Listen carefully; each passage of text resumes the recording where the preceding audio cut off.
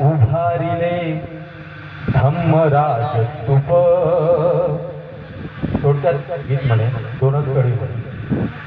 त्याच्या अगोदर एक शेर मारतो. भारत को हिंदुस्तान कहने वालों जरा ये तो बता तुम्हारा धर्म क्या. भारत को हिंदुस्तान कहने वालों जरा ये तो बता तुम्हारा धर्म क्या. तुम्हारे देवताओं ने भी उसे महाभारत कहा तो तुम्हें कहने में शर्म क्या. ये भारत देश ना हिंदू का ना इस्लाम का ना राम रहीम शाम का. देश का साथ भरा है सम्राट अशोक के नाम का.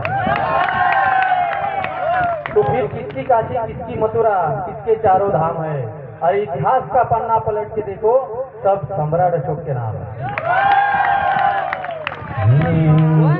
जसे अशोकाने उभारिले धम्मराज स्तूप. संविधान दिसते मला गौतमाचे रूप.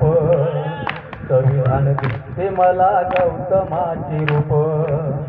जसे अशोकाने उभारिले धम्मराज स्तूप. संविधान दिसते मला गौतमाचे रूप. संविधान दिसते मला गौतमाचे रूप. अरे नको कुणी दुखी कुणी शोषित पीडित. जगामध्ये शांती साऱ्या नांदो अखंडित. नको कुणी दुखी शोषित पीडित. जगामध्ये शांती साऱ्या नांदो अखंडित. ही शांती केव्हा नांदेल.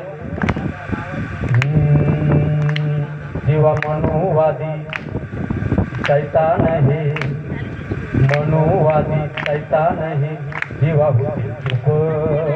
संविधान दिसते मला गौतमाचे रूप. संविधान दिसते मला गौतमाचे रूप.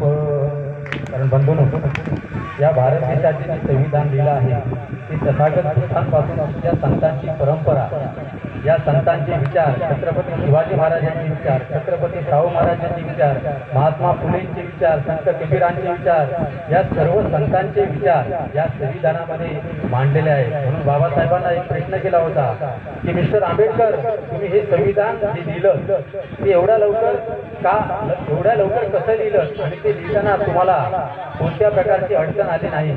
तेव्हा बाबासाहेबांचे उत्तर आहे की मी संविधान हे माझं काहीच नाही आहे.